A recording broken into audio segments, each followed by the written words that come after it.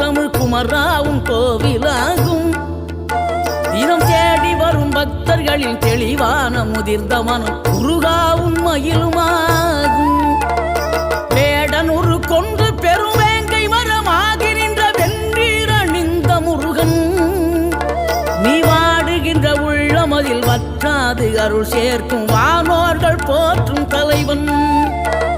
நீரெடுத்த மேனியுடன் ஆறிடத்தில் பேரெடுத்து நினைவெல்லாம் இனிக்கின்றவன், நீ ஓரெழுத்து ஆயுதமாய் ஒளிகின்ற வேலெடுத்து உறுதுணையாய் வருகின்றவன், எனக்கு உறுதுணையாய் வருகின்ற